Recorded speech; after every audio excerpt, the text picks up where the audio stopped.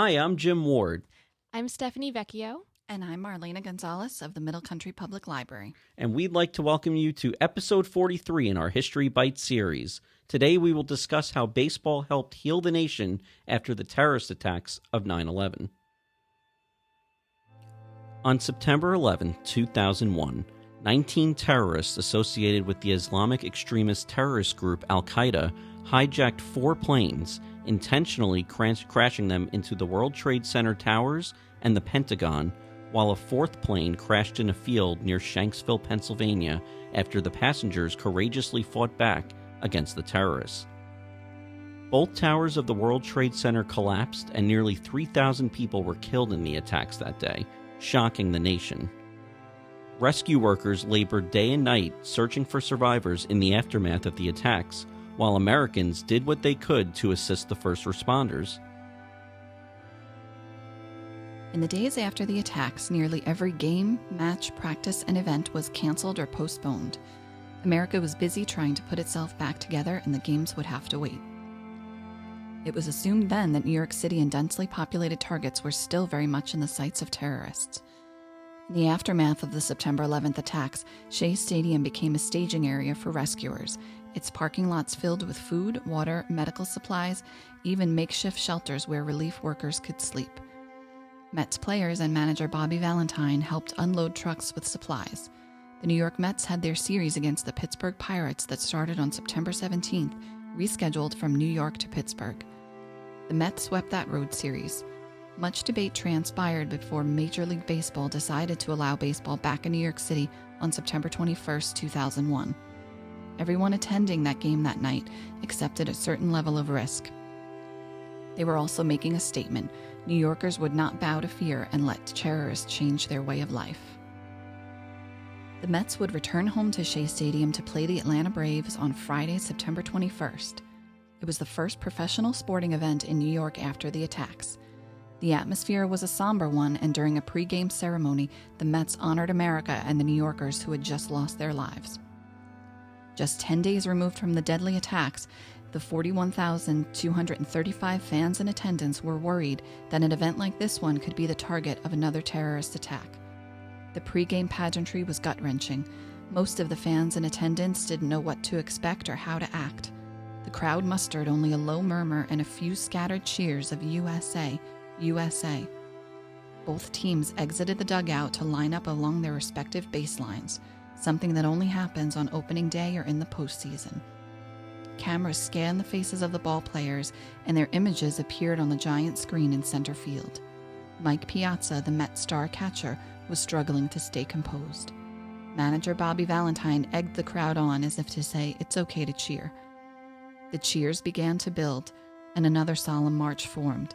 Dozens of firefighters, police officers, EMTs, and other civil servant heroes of the city took their places next to the sailors to lay their hands on the American flag.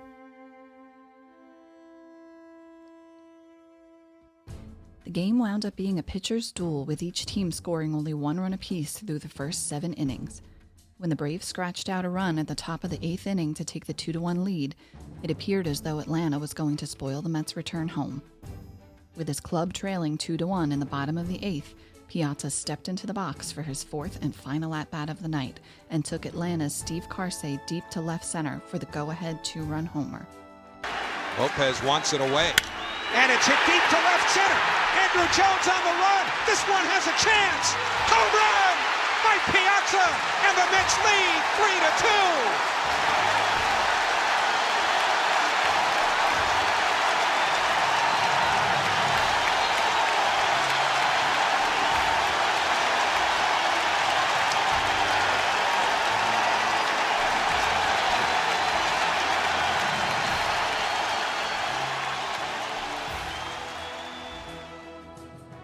New York went on to win, cementing the moment in Mets lore and providing a moment of normalcy for the fans in attendance, including many first responders and their families, and the countless others watching at home. After 9/11, 10-year-old Brielle Saracini was struggling to cope. Her father, Victor J. Saracini, was the pilot of United Flight 175 that crashed into the South Tower of the World Trade Center. Watching sports, especially baseball games, provided comfort shortly after 9/11. A friend suggested she attempt to accomplish her lifelong dream of meeting New York Yankees shortstop Derek Jeter, so Brielle wrote him a letter. Dear Derek Jeter, my name is Brielle Saracini. As you have heard, there was a horrible accident that involved the Twin Towers. There was a hijacking on a plane. There are terrible people in this world, but you and I both know that. Out of respect, I would love it if you would pay me a visit because that horrible hijacking happened to be my father. That letter quickly found its way into his hands, and in late September, Jeter invited the Saracinis to be his guests at Yankee Stadium, where they met the team and watched a game. Just being around the team made us feel at home and made us feel comforted. And it was the first time we felt truly happy since everything had happened, Brielle recalls. The Saracinis soon were on the field at Yankee Stadium, getting hugs and photos with Jeter and other Yankees, and even a pair of Derek Jeter fielding gloves that he handed the girls from the on-deck circle during the game. That special bond with Jeter and other members of the Yankee staff has endured throughout the years. The Yankees qualified for the postseason. In the American League Division Series, the Yankees faced the Oakland A's. After losing the first 2 games at home, the Yankees found themselves on the brink of elimination in the best of 5 series. The Yankees were struggling with the bats. They had gone 14 straight innings without a run before Jorge Posado's solo homer in Game 3 not only gave the Yankees a 1-0 lead, but also injected some life into them. They knew they had to rely on pitching and defense to maintain the lead, and Mike Mussina was cruising. Mussina ran into trouble in the 7th inning with the Yankees nursing that 1-0 lead. With 2 outs and Jeremy Giambi on first base, the red-hot Terrence Long was at the plate. Long smacked a double down the right field line. As Giambi was rounding third base looking to tie the game, Yankees right fielder Shane Spencer overthrew 2 cutoff men. Shortstop Derek Jeter, seemingly out of nowhere, sprinted across the diamond, picked up the ball, and flipped it to Posada. Posada applied the tag to a non-sliding Giambi for the out that ultimately changed the outcome of the game and the series. The Yankees held on for the 1-0 win and then won the next 2 games to advance to the ALCS. This play has become known as the flip and is considered one of Derek Jeter's greatest defensive plays of his career. In the American League Championship Series, the Yankees breezed by the Seattle Mariners, the best team in baseball at the time, in 5 games. In the World Series, the Yankees faced the Arizona Diamondbacks, who in their 4th season made their first trip to the Fall Classic. Behind aces Randy Johnson and Curt Schilling and a veteran lineup, the Diamondbacks had beaten the St. Louis Cardinals and Atlanta Braves to advance to the World Series. The 2001 World Series opened in Phoenix, Arizona on October 27th. Arizona won games 1 and 2 by a combined score of 13-1. In Game 3, a guest from Washington arrived at Yankee Stadium. President George W. Bush was due to throw out the first pitch before the game. While Bush was warming up his arm, Yankees shortstop Derek Jeter stopped by to say hello. The president wished him luck on the game that night. Jeter asked if Bush was going to throw from the base of the mound or the mound. President Bush replied, "I think I'll throw from the base of the mound." Jeter suggested to the president that he should pitch from the mound because otherwise the stadium fans will boo him. The president agreed. As Jeter was walking away, he had one more word of advice for the president. "Don't bounce it, they'll boo you." President Bush walked out to the mound to the roar of the fans. When he reached the mound, he stopped and gave a thumbs up to the crowd. He then threw a strike down the middle of the plate, much to the delight of the fans.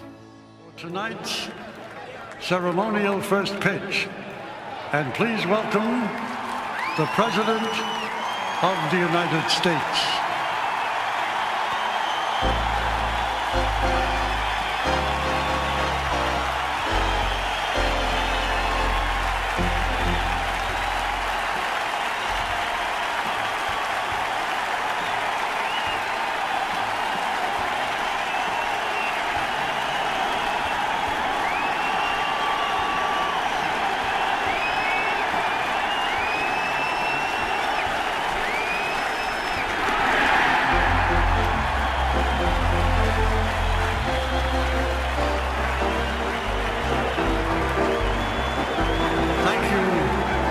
Mr. President. The Yankees won a nail-biter in Game 3 behind pitcher Roger Clemens. Game 4 saw high drama in the bottom of the ninth inning with the Yankees trailing 3-1 with 2 outs.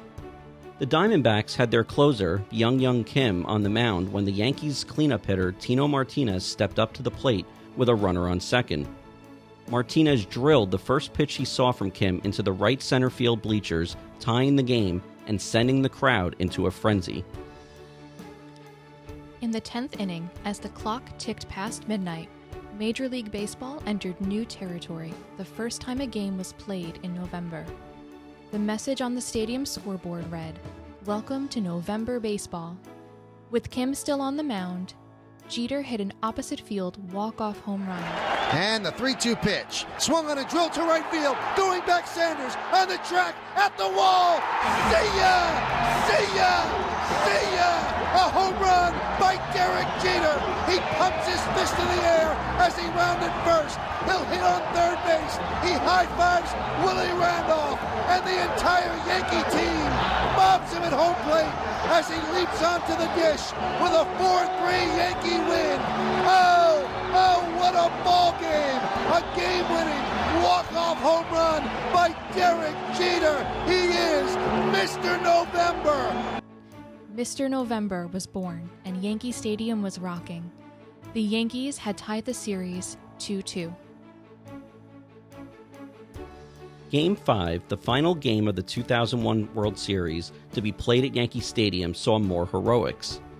With the Yankees losing 2-0 in the bottom of the ninth inning, a familiar story once again played out. With Kim back on the mound for Arizona, the Yankees tied the game on a 2-run home run by Scott Brosius. The game went into extra innings with the Yankees breaking through in the 12th inning when Alfonso Soriano singled to bring Chuck Knobloch home with the winning run. The Yankees headed back to Arizona with a 3-2 lead in the World Series. The Yankees entered Game 6 in Arizona, leading 3-2, one win away from their 5th World Series championship in 6 years. However, Game 6 ended up being a drubbing. The Yankees lost 15-2, and the series went to a deciding Game 7. In Game 7, it was a pitcher's duel between the Yankees' Roger Clemens and the Diamondbacks' Curt Schilling. It was 1-1 in the top of the 8th when Yankee second baseman Alfonso Soriano hit a home run to give the Yankees a 2-1 lead. In the bottom of the 9th, Mariano Rivera came in to try and close out the game. It appeared that the Yankees were automatically going to win, as they had in the previous 3 World Series. Rivera struck out the side in the 8th, but Mark Grace led off the 9th with a single.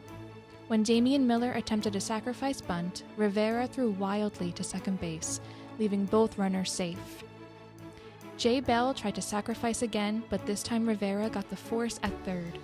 Then Tony Womack tied the game with a double to right, and Craig Counsell was hit by a pitch. This brought up Luis Gonzalez, the 57 home run star of the Diamondbacks.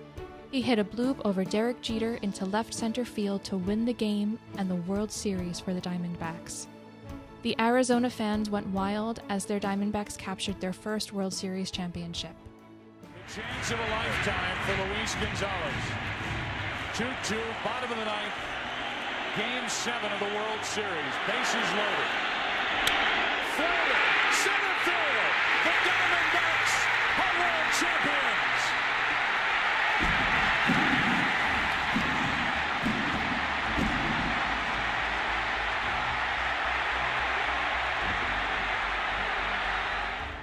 Although the Yankees lost the series that year, their unflinching determination and unrelenting effort came to symbolize the strength of not just New York, but America itself. After the worst terrorist attack on American soil, Americans needed a distraction from the horror and tragedy of 9/11, and baseball provided that. The games were communal gatherings for fans who wanted to express their emotions. For just a few hours each night, they were able to lose themselves in America's pastime and for a short period, have a sense of normalcy again. We'd like to thank you for joining us for today's episode. If you enjoyed it, click like, and if you watched on YouTube, hit subscribe. Thanks so much, and we'll see you all next time.